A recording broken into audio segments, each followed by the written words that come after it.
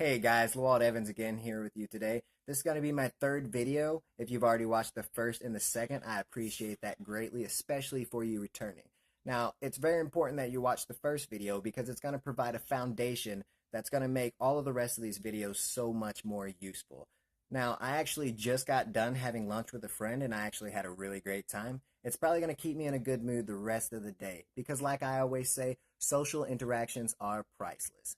Now, what we're going to be talking about today is dealing with uncomfortable situations. Chances are, if you spend any amount of time around people in a day, or if you spend any amount of time in the workplace, which is most people, then you're going to deal with uncomfortable situations. I'm going to give you 3 tips today on how to deal with those in ways that I figured out that work from reading books and listening to videos and just talking to people in general.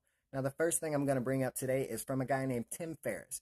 If you watch any of his videos, he has a few things in there that are actually really good content.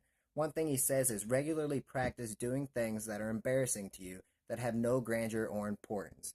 When you train yourself to not focus on the small things so much, whenever the big important things come up, you actually have the training that you need to handle them.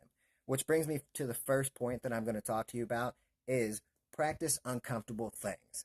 Now, one thing that I've actually done before is this is actually kind of funny. I used to wear this red bathrobe. I wore it for 2 days where it's red and it has a hood on it and it has 2 black ears on it. It's like a Minnie Mouse bathrobe. Now, what I'm trying to bring up here is that sometimes people may look at you in like a superficial sort of way and judge you, and you may not look the way that society wants you to look, but that may be the way that you want to look. So the point of this is to actually be able to accept yourself, and that's going to help you out with your love goals. You can actually use that as a love goal. Just do something outwardly goofy every now and then. This can also help you out with one of your mental goals, whereas it's helping you deal with separating your emotions and the look society has on you from the decisions that you actually come to make in life. It's about keeping that mental endurance. Now, the second thing is learning how to deal with toxic people. And now what I mean by toxic people is it's people that are just negative about things in general, people that are not very nice to you. They try to put you down. They just have an aura in general that just puts you in a bad mood. And you need to stay happy and you got to stay smiling. I mean, what's the point of life if you're not happy, right? And so what I like to do is I've got a few things that I do is whenever they mention certain things, it's okay to listen to them and to understand them. And maybe even if you can find a way to solve it after you reevaluate what they say, maybe give them some advice. But if they continue to be negative, you need to like try not to get emotionally attached to the drama that they are talking about because that'll encourage it for one, and for two, it'll put like a negative. It'll give you a negative aura. It'll bounce off onto you as well.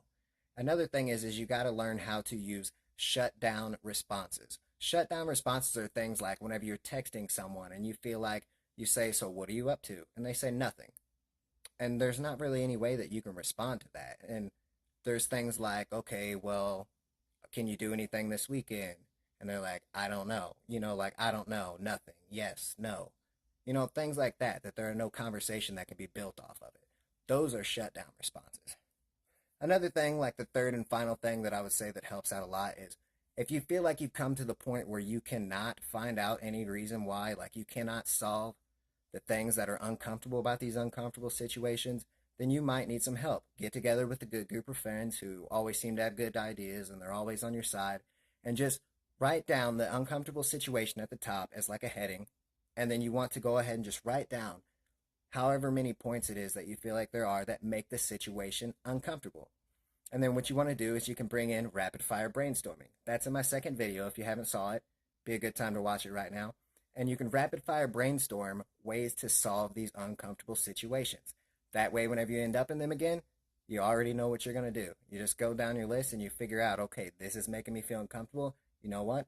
I've talked about this before. I know exactly what to do now. And so those are 3 tips that I can give you guys to deal with uncomfortable situations. And remember, don't just let these uncomfortable people or uncomfortable situations cause you to be unsocial. Because, like I always say, social interactions are priceless.